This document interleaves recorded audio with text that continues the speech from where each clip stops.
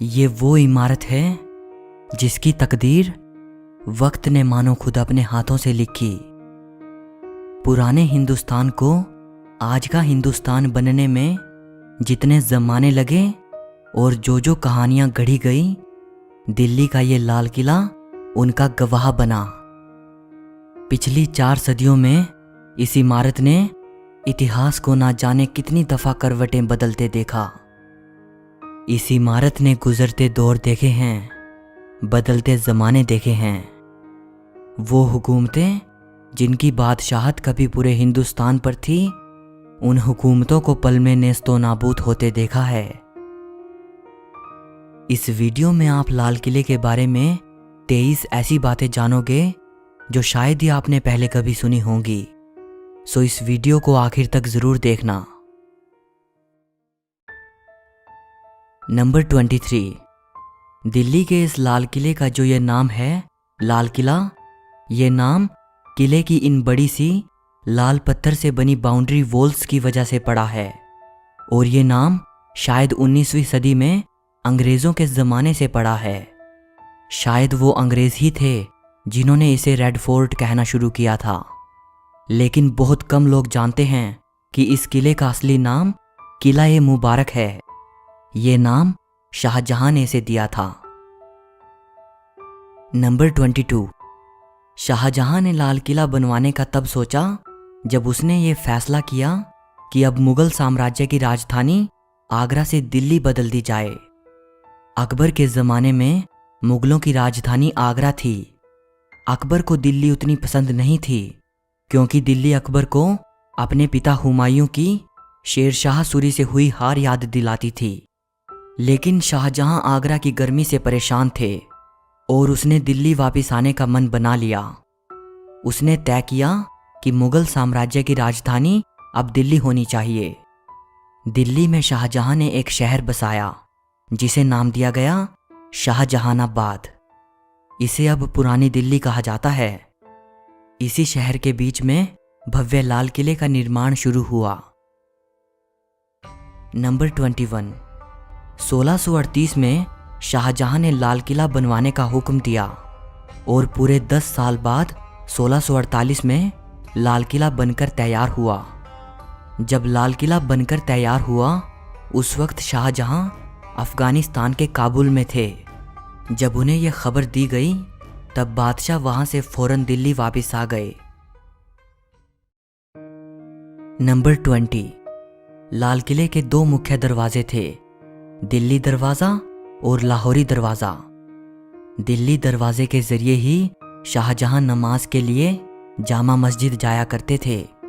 लेकिन बाद में औरंगज़ेब ने लाल किले के अंदर ही अपने और अपनी बेगमों के लिए निजी मस्जिद बनवा ली जिसे मोती मस्जिद कहा जाता है। नंबर 19, दिल्ली दरवाज़ा तो अब आम जनता के लिए खुला नहीं है। सिर्फ लाहौरी दरवाजे के ज़रिए ही लोग किले के अंदर जा सकते हैं। लाहौरी दरवाजे का नाम लाहौरी दरवाज़ा इसलिए पड़ा क्योंकि मुगलों के ज़माने में 3 शहर ऐतिहासिक और राजनीतिक दृष्टि से बड़े महत्वपूर्ण थे, दिल्ली, आगरा और लाहौर। और इस दरवाजे का जो फ्रंट है वो लाहौर शहर की तरफ है, इसीलिए इसे लाहौरी दरवाज़ा कहा जाता है।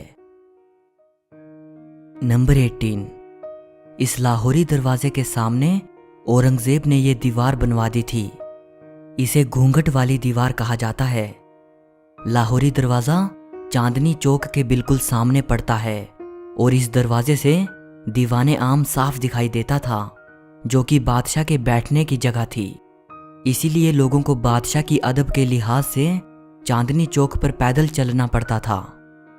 ये दुविधा ख़त्म करने के लिए और किले को और भी प्रोटेक्शन देने के लिए औरंगज़ेब ने लाहौरी दरवाजे के सामने ये दीवार बनवा दी थी। शाहजहां को औरंगज़ेब की ये बात बिल्कुल पसंद नहीं आई। कहा जाता है कि चांदनी चौक पर खड़े होकर अगर कोई लाल किले को देखता था तब सामने लाहौरी दरवाज़ा बड़ा ही सुंदर दिखाई देता था। लेकिन बाद में दीवार बन जाने के बाद वो उतना भव्य नहीं रहा। जब ये दीवार बनवाई गई उन दिनों शाहजहां आगरा में कैद थे। आगरा से ही शाहजहां ने औरंगजेब को एक खत लिखा था। खत में शाहजहां ने लिखा था कि बेटे, दीवार बनवाकर मानो तुमने किले की दुल्हन के चेहरे पर घूंघट डाल दिया है। नंबर 17। इसी घूंघट वाली दीवार पर खड़े होकर 15 अगस्त 1947 को प्रधानमंत्री पंडित नेहरू ने पहली बार आज़ाद भारत का तिरंगा झंडा फहराया था। तब से लेकर आज तक ये सिलसिला हर साल दोहराया जाता है। नंबर 16। लाहौरी दरवाजे से अंदर जाते ही लाल किले का मीना बाजार शुरू हो जाता है। इसे छत्ता बाजार भी कहते हैं। ये बाजार शाहजहां ने अपनी बेगमों के लिए बनवाया था। किले में जिन चीज़ों का इस्तेमाल होता था उस तरह का सामान इस बाजार में मिलता था। एक ज़माना था जब अरब और फारस जैसे देशों से व्यापारी अपना सामान लेकर यहाँ आते थे, जिसे वो बादशाह की बेगमों और शहजादियों को बेचते थे। अच्छी बात यह है कि ये बाजार 350 साल बाद आज भी अपनी उन्हीं रंगीनियों के साथ जिंदा है और आज भी लोग यहाँ से तरह तरह का साजो सामान खरीद कर ले जाते हैं। नंबर 15। छत्ता बाजार ख़त्म होते ही सामने दिखाई पड़ता है नौबत खाना। नौबत खाने की ऊपरी मंजिल पर म्यूजिशियंस बैठते थे और यहाँ दिन में 5 बार नौबत बजती थी, अलग अलग वक्त को बतलाने के लिए। नौबत खाने में बादशाह के आने की घोषणा करने के लिए भी नौबत बजा करती थी।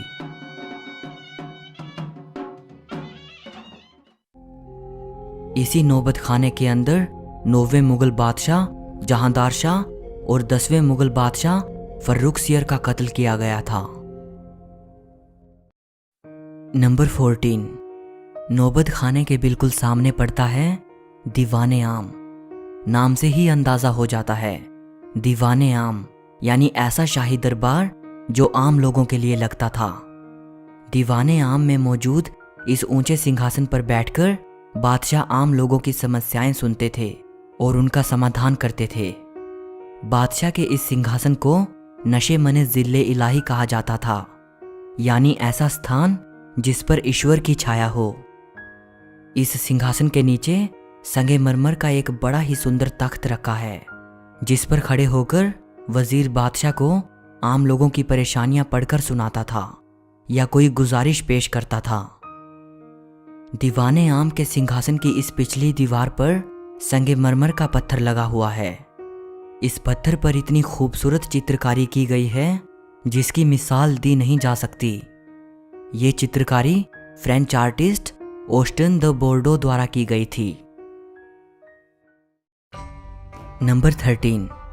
लाल किले की अगली इमारत है दीवाने खास, यानी ऐसा दरबार जहां बादशाह अपने खास लोगों से मिला करते थे, जैसे बादशाह के मंत्री, सलाहकार और उनके मेहमान वगैरह।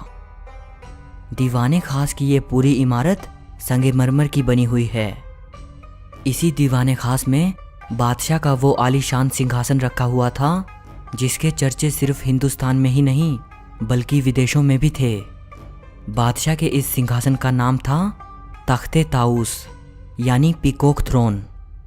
पीकॉक थ्रोन सोने चांदी और कीमती हीरे जवाहरातों से बना हुआ सिंहासन था। इसके ऊपरी सिरे पर हीरे मोतियों से बने 2 मोर थे और इसी पीकॉक थ्रोन में भारत का सबसे बेशकीमती हीरा कोहिनूर जड़ा हुआ था। पीकॉक थ्रोन की कीमत 17वीं सदी में भी कई करोड़ों में आकी गई थी। फिर 1739 में ईरान का बादशाह नादिर शाह भारत आया। उसने दिल्ली पर हमला बोल दिया।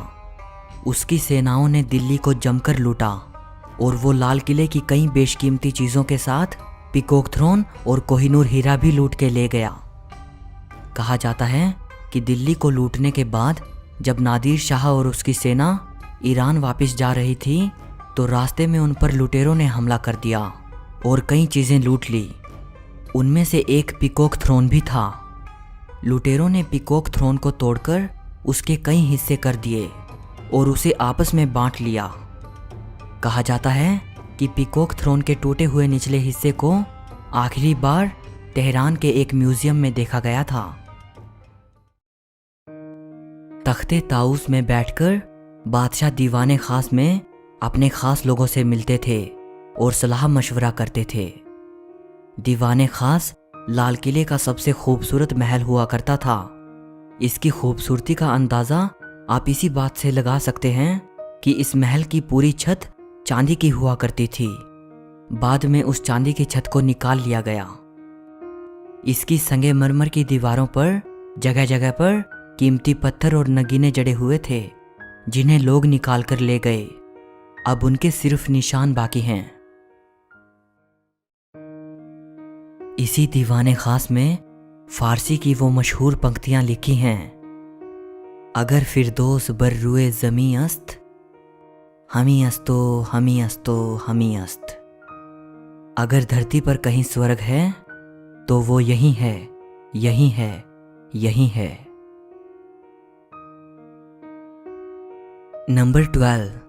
किले के अंदर अगर कोई सबसे सुंदरतम रचना थी तो वो थी नहर बहिश्त, यानी स्वर्ग की नहर। इस नहर को शाहजहां ने जन्नत की परिकल्पना पर बनवाया था।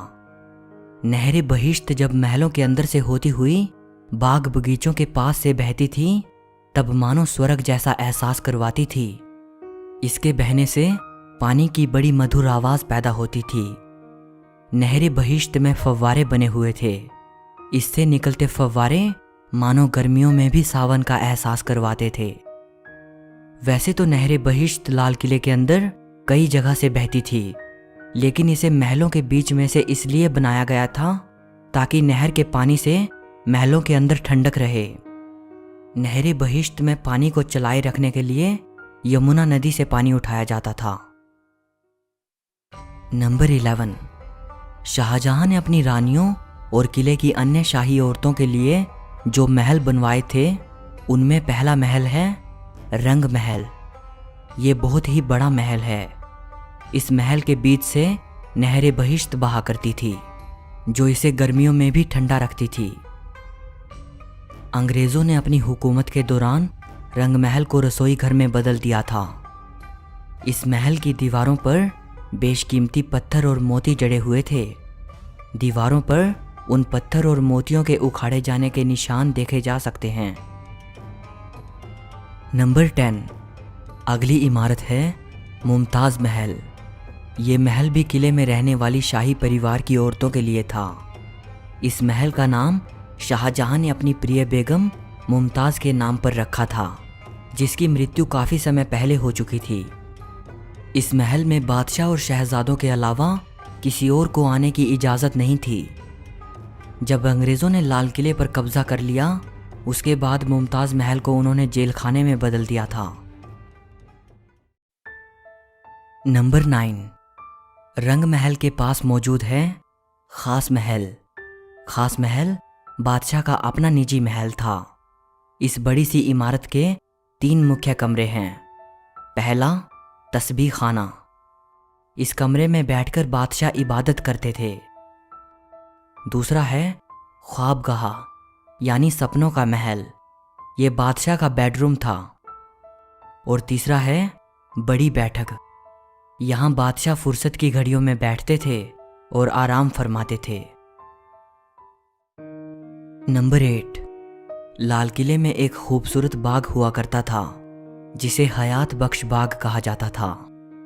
हयात बख्श बाग का मतलब होता है जिंदगी देने वाला बाग। आज किले में हयात बख्श बाग का सिर्फ खाली मैदान बाकी है, लेकिन एक ज़माना था जब इस बाग से खुशबूदार फव्वारे निकलते थे और यहाँ रंग बिरंगे फूल उगाए जाते थे।